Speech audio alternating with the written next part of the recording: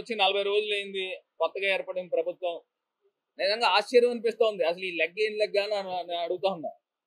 ఓ పక్కనేమో హత్య రాజకీయాలు, ఓ పక్కనేమో మానభంగాలు, ఇంకో పక్కనేమో దాడులు, ఇంకో పక్కన ఆస్తులను కూల్చివేయడాలు, ఈ రకమైన కార్యక్రమాలు జరుగుతూ దీంతో పాటు అసలు ఫ్రీ శాండ్ అన్నారు. ఏంటండి ఫ్రీ శాండ్? నాకు అర్థం కాలే.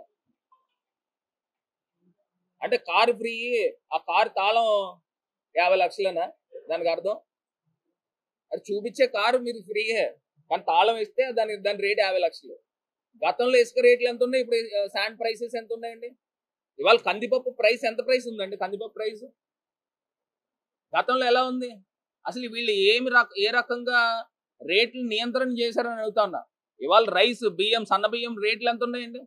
సామాన్యుడు బతకగలిగే పరిస్థితులు కనబడతా ఉన్నాయా? టొమాటో ప్రైస్ ఎంత ప్రైస్ ఉందండి? అసలు ఏం చేస్తా ఉన్నారు? ఇప్పుడు ఇదే చంద్రబాబు నాయుడు గారు ఏం చెప్పారు? నాణ్యమైన విద్యుత్ ఇస్తాను, రేట్లు తగ్గిస్తాను అన్నారు. మరి ఇప్పుడు కరెంట్ బిల్స్ వచ్చి ఉంటాయి కదా, రేట్లు ఏమాత్రం తగ్గించారనండి?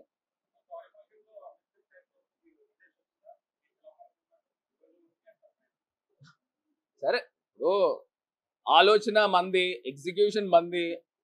దాన్ని కూడా ఇనాగ్రేట్ అయిన తర్వాత దాన్ని అందాన్ని ఇంకా పెంచే రకంగా ప్రయత్నం చేయండి.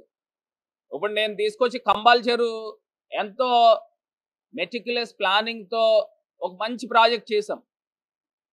మొన్న కంబాల్ చెరువు దగ్గరికి వెళ్తే ఓ 30-40 చేపలు చనిపోయి వాసన వస్తూ ఉంది. అసలు ఎంత దారుణం చేసేస్తా ఉన్నారు. కాపాడండి. ఇంకా దాన్ని ప్రజలు రకరకాల ప్లేసెస్ నుంచి వస్తూ ఉన్నారు. మరి వస్తూ ఉన్నప్పుడు రాజమండ్రి కీర్తి ప్రతిష్టలు పెంచండి. మీరు ఎమ్మెల్యే అయితే మా ప్రభుత్వం వస్తే టికెట్ తీసేస్తామని చెప్పారు కంబాల్ చెరువు. ఇప్పటిదాకా టికెట్ ఎందుకు తీయలేదని అడుగుతా ఉన్నా. ఎందుకు తీయలేదని అడుగుతా ఉన్నా. అక్కడ ఉన్న కాంట్రాక్టర్ ఏమన్నా పర్సంటేజ్ ఇస్తా ఉన్నాడా? ఎందుకు తీయలేదు టికెట్? దాని మెయింటెనెన్స్, పోర్ మెయింటెనెన్స్. ఇప్పుడు నిజంగా హ్యాపీ స్ట్రీట్, ఇంత అందమైన హ్యాపీ స్ట్రీట్ని తయారు చేస్తే ఎక్కడెక్కడి నుంచో చుట్టుపక్కల ఊర్ల నుంచి అందరూ వచ్చి హ్యాపీగా ఎంజాయ్ చేసేవారు. ఆదివారం అది తీసుకొచ్చి కోట్లింగాల ఘాట్ దగ్గర పెట్టారు. అక్కడ ఎవరు వెళ్తున్నారు అని అంటే ఇగో ఈ బ్లేడ్ బ్యాచ్, గంజాయి బ్యాచ్, మాక్సిమం చాలా మంది ప్రజలు చెప్తా ఉన్నారు ఎంత అందమైన హ్యాపీ స్ట్రీట్ని చెడగొట్టారని. ఈట్ స్ట్రీట్ని కూడా ఈ రకమైన, ఇదివరకు ఈట్ స్ట్రీట్ దగ్గరికి వెళ్తే కలకలలాడుతూ ఉండేది. రాజమండ్రి నగరము ఎంతో స్పెక్టాక్యులర్గా, వైభవంగా కనబడుతూ ఉండేది గడిచిన మా ప్రభుత్వంలో ఉన్నప్పుడు. ఈ గడిచిన 40 రోజుల నుంచి కూడా వాళ్ళు రాజమండ్రిలో వీధి దీపాలు వెలుగుతున్నాయండి సరిగ్గా. అసలు ఇంత దారుణంగా తయారు చేసేసి, ఇంకా నేను ఆ టైంలో వచ్చి బోర్డ్స్ ఇప్పించాను, అడ్వర్టైజ్మెంట్ బోర్డ్స్. ఆ బోర్డ్స్ వాళ్ళు థర్డ్ పార్టీ కాబట్టి వాళ్ళు వెలిగిస్తుంటే రాజమండ్రిలో కొంత లైటింగ్ కనబడతా ఉంది. ఇవాళ అంబేద్కర్ స్టాట్యూని కూడా అక్కడి నుంచి రాజస్థాన్ నుంచి పింక్ స్టోన్ తీసుకుని వచ్చి అద్భుతంగా తయారు చేసాం. దాన్ని పరిరక్షించండి. ఇవాళ నేను తీసుకుని వచ్చి అక్కడ యోగా పార్క్ని మంచిగా వైట్ కలర్ యోగా బొమ్మలు పెట్టాం, సూర్య నమస్కారాల బొమ్మలు.